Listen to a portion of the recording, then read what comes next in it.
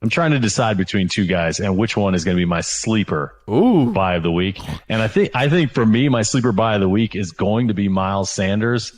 I really do like the fit there. Too. Obviously, there's not much else there. And he's going to Frank Reich, who's going to have some familiarity with that offense. Being Frank Reich coming originally from the Philadelphia stuff and all that kind of good stuff. So for me, that's a kind of a nice lateral move to somewhere where there's less competition for touches, and there's not a guy, Kenneth Gainwell, who's going to be stealing goal line carries for some ungodly reason all season and stuff like that. So for me, my sleeper buy of the week, Miles Sanders, moving on from Philadelphia, going to Carolina, getting a 4-year deal, $25 million.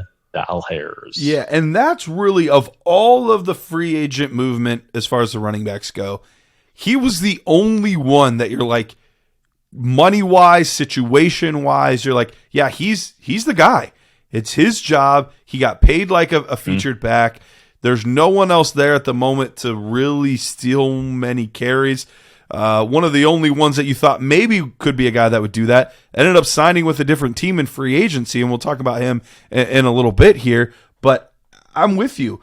A guy that's not even 26 yet. He'll be 26 right as the season's beginning, but he's in a fantastic spot.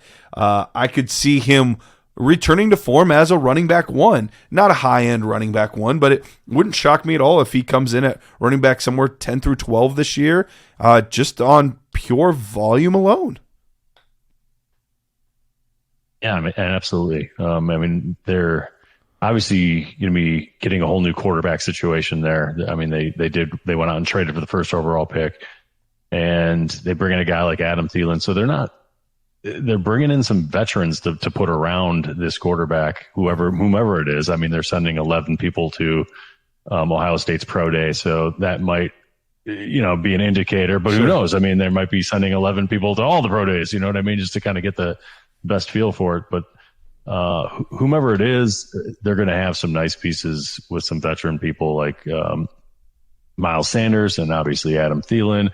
They got Terrace Marshall as well, who has flashed here and there and kind of had a little bit of a resurgence last year. So it's not like there's nothing there after the DJ Moore trade, and they're not done either. So I mean, they still have the draft, and there are some players floating out there as well that they could go out and get and even trade if they really wanted to. There's some veteran wide receivers available for trade too. Yeah. So. We'll see kind of as the rest of this offseason unfolds. Yeah. But I'm excited for Miles Sanders anyway.